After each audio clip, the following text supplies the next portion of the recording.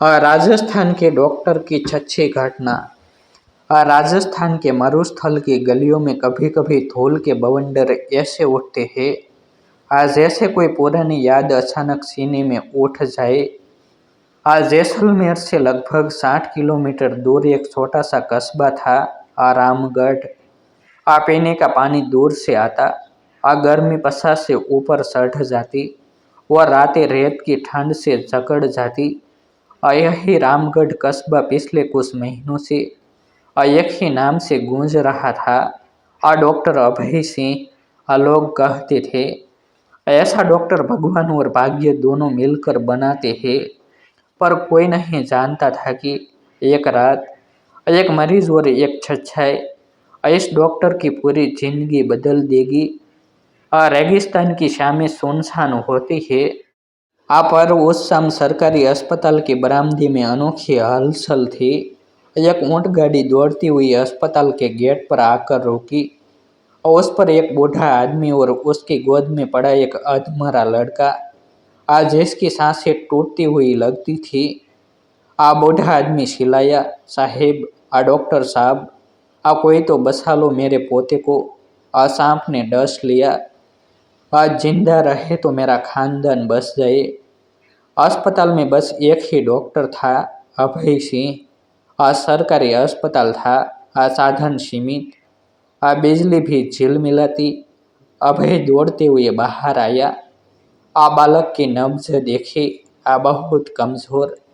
सांप के काटने का निशान पाँव में था और जहर शरीर में फैल चुका था।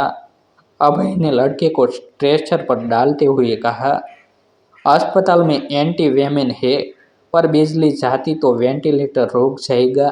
कोई नहीं, जितना कर सकूंगा जान लगा दूंगा। उसने बूढ़े के कांपते हाथों को थामा।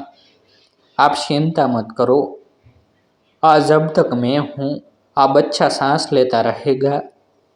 रामगढ़ के लोग जानते थे डॉक्टर अभय सिर्फ डॉक्टर नहीं, एक इंसानियत का मानव था। किसान हो, गरीब मजदूर हो, या कोई अनजान मुसाफिर, उसने कभी पैसे की बात नहीं की। लोग कहते थे इस बंजर जमीन में अगर कोई पेड़ की तरह खड़ा है तो अभय है। पर उस रात अस्पताल में सिर्फ इंसानियत ही नहीं, बल्कि जिंदगी मौत का जंग चलने वाला था। बूढ़ा आदमी लगातार रो रहा था, साहब, मेरी उम्र हो गई है, यह पोता ही मेरा सहारा है। इसे कुछ हो गया तो मैं भी जीते जी मर जाऊंगा। अभय ने उस लड़के का नाम पूछा, रामू। बूढ़े ने कहा। अभय बच्चा बनकर उसकी छाती दबाते, दवा लगाते, एंटी वेनम तैयार करते हुए बोलता गया, रामू, मेरी बात सुन रहा है ना? नींद मत लेना, चलो मुझसे बात करो। तुम पुराने किले की कहानियाँ जानते हो, मुझे भी सुनाओ। पर रामू बेहोश था। डॉक्टर अभय की आंखें लाल हो गई, पर हाथ कांपा नहीं। आज किसी भी कीमत पर इसे नहीं मरने दूंगा। कुछ ही मिनटों बाद बिजली चली गई। अस्पताल अंधेर में डूब गया।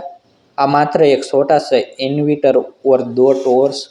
जो कोई और डॉक्टर होता शायद हाथ खड़े कर देता, पर अभय ने मरीज को मैनुअल तरीके से सांस देने का निश्चय किया। नर्स घबरा गई, सर, आप पूरी रात ऐसे कैसे कर पाएंगे? अभय ने कहा, मैं करूँगा। जब तक मेरी सांसें चल रही है, मैं इसे सांस देता रहूँगा। नर्स ने पूछा, अगर बच्चा फिर भी नहीं बचा तो? अभय ने धीमी आवाज में कहा, तो कम से कम उसकी दादी को यह तो कह सकूंगा कि। डॉक्टर ने कोशिश नहीं छोड़ी। आधी रात हो चली थी। रेत के तूफान का शोर दूर से आता था। अभय दोनों हाथों से बच्चे की छाती दबाता, हवा देता और समय समय पर दवाइयों इंजेक्ट करता। बूढ़ा आदमी जमीन पर बैठा, भगवान को हाथ जोड़ रहा था, यार अब मेरे पोते को बचा ले। डॉक्टर साहब की मेहनत बेकार न जाए। अभय अपना पसीना पोंछने तक रोकता नहीं था। कोई सोच भी नहीं सकता कि एक सरकारी अस्पताल का अकेला डॉक्टर बिजली के बिना रात भर मैन्युअली वेंटिलेशन दे सकता है, पर वह करता रहा। लगभग 3 घंटे बीत गए। अचानक बच्चे के शरीर में झटका हुआ। अभय ने डरते हुए उसकी नब्ज टटोली। धीमी पर थी। अभय ने गहरी सांस ली।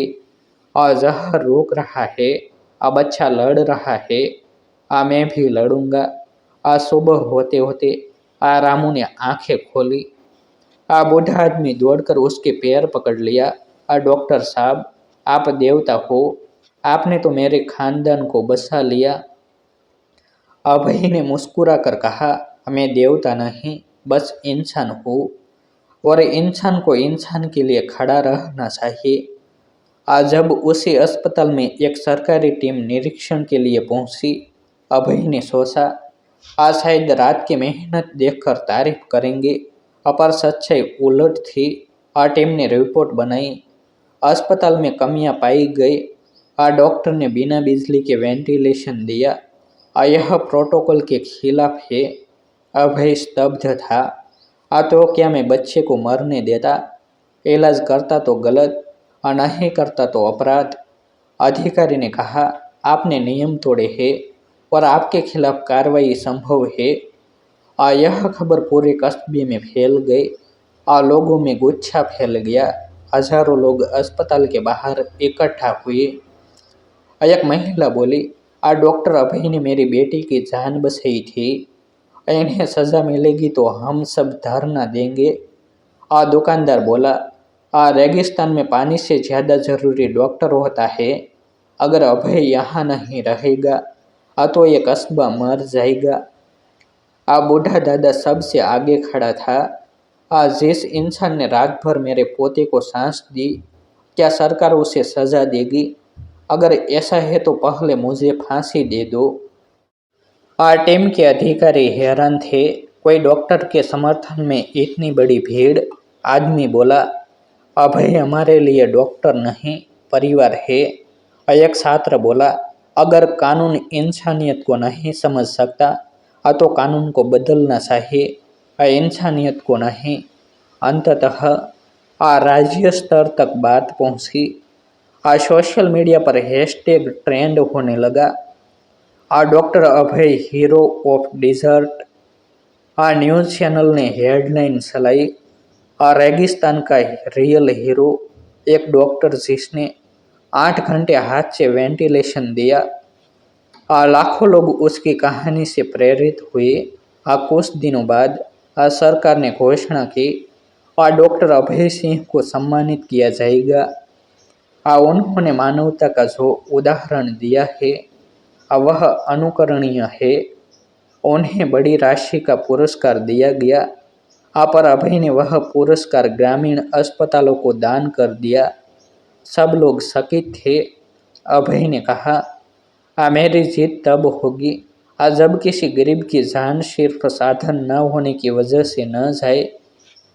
आज जब बच्चा रामू स्वस्थ होकर अस्पताल से निकल रहा था, उसने अभय के हाथ पकड़कर कहा, डॉक्टर साहब, मैं बड़ा होकर आपके जैसा बनूंगा।